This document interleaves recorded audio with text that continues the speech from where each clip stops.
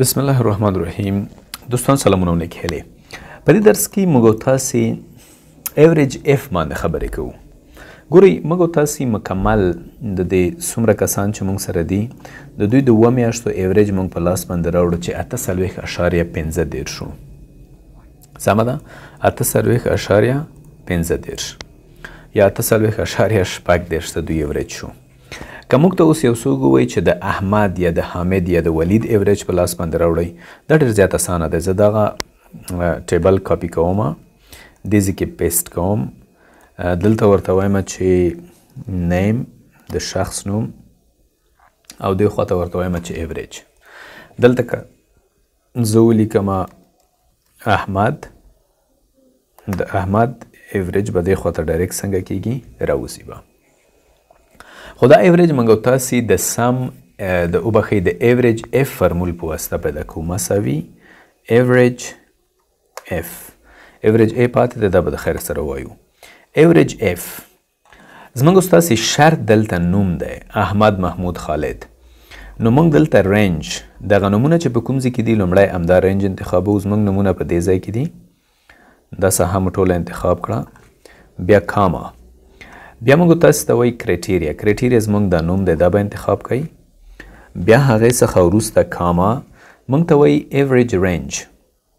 نو په ایوریج رینج کې به موږ خپل عددونه انتخاب کړو. زموږ ستاسې عددونه چې کوم ځای کې وي دا به ټول انتخاب کوئ او قوس به بند کوئ، انټر به کوئ. د احمد ایوریج موږ ته راووته 52.43. که موږ اوس ریل معلوموو چې د احمد ایوریج همدومره دی که نه، لومړی راځئ پیدا کړو چې د احمد د دې 2 میاشتو څومره موبایلونه د خرڅ کړي دي.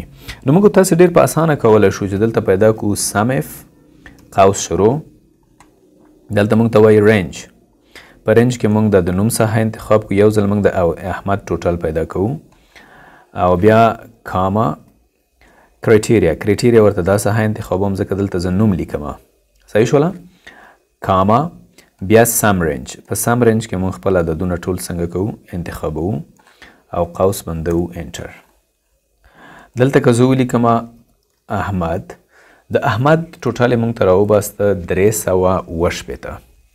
خو دلته تاسو وګورئ احمد 2 میاشتې موږ ریکارډ لرو، په 2 ځلې یعنې احمد ذکر شوی دی. موږ به دا 360 راواخلو، تقسیم به کړو په 2 مساوي 360 تقسیم په 2 باندې، انټر. وګوره 52.2 یا 52.3 دلته که دا صفرونه موږ ترې لرې کړو خپله د دې نه 3 دا دې جوړ شو. 52.3 موږ تاسو ته د دې سره راووته ایوریج راووته. نو ګورئ ملګرو دا د سیریز فرمولونه چې دي دا ډېر زیات د اهمیت وړ دي. باید دې ته موږ تاسې ډېر په درنه سترګه وګورو ځکه موږ تاسې کولی شو د دې په واسطه وګورئ خپلې ستونزې حل کړو.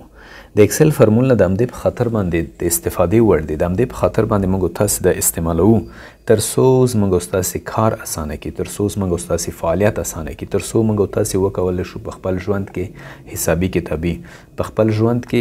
ګورئ د کمپیوټر استعمال د څه په خاطر ضروري دی؟ د کمپیوټر استعمال په همدې خاطر باندې ضروري دی چې موږ تاسې کمپیوټر یو توکی دی، یو ټول دی. د کمپیوټر په واسطه موږ تاسې کولی شو په خپل ژوند کې مثبت بدلون راولو، خپل کاروبار د دې په واسطه اسانه کړو، خپل ژوند د دې په واسطه اسانه کړو، خپل فعالیتونه د دې په واسطه اسانه کړو. نو امید دی چې تاسو به د سم وبخښئ د ایوریج اف فرمول په ګټه باندې پوه شوي یاست. دلته که موږ بل کس ورته لیکو، مثلا زه علي لیکم، انټر. ما ته د علي ایوریج راوباسته 58.2. که زه دلته راشم ولیکم چې علي، د علي وګوره ډایرکټ موږ ته اما د فرمول چې موږ سم اف کې جوړ کړو 409 د علي مکمل ټوټل دی په 2 چې تقسیم کړو 58.3. 58.3 دا موږ تاسو ته څنګه شو راووته. نو امید ده چې تاسو به د دې درس څخه ډېر څه زده کړي وي.